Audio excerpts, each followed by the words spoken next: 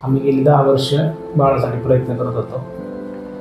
गेल्या 7 वर्षापासून ट्रीटमेंट चालूच होती आमची, पण फारसा काही फरक पडला नाही. जवळजवळ 11 वर्ष झालं आम्हाला बाळ नव्हतं. एक डॉक्टरने तर आम्हाला असं सांगितलं होतं की शक्यच नाही, म्हणजे तुम्हाला बाळ होणं हे शक्यच नाही, म्हणजे की तुम्ही मग एक डोनर बघा, नाही होऊ शकत नाही तुम्हाला बाळ, असं सांगितलं.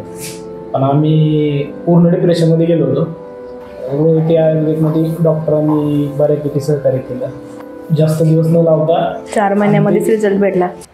नमस्ते, माझं नाव सचिन मोरे, राहणार खेडशापूर. आम्ही गेली 10 वर्ष बाळासाठी प्रयत्न करत होतो. गेल्या 7 वर्षापासून ट्रीटमेंट चालूच होती आमची, पण फारसा काही फरक पडला नाही.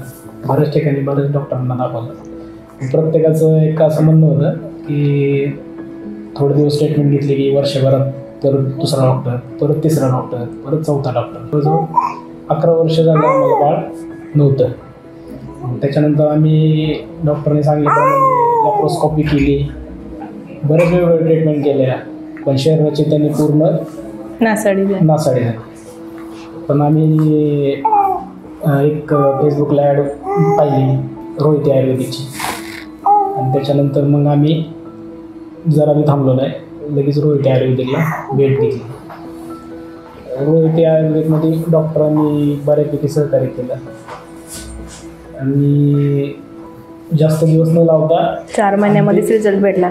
दुसऱ्या महिन्यापासून वजन तर कमी झालं, पण माझा जो पित्ताचा प्रॉब्लेम होता, जो काही त्रास होता, तो वाताचा त्रास होता, ते पण पूर्णपणे कमी झाला. आणि 4थ्या महिन्यात आम्हाला अखेर बाळाची पॉझिटिव्ह रिझल्ट आम्हाला आला.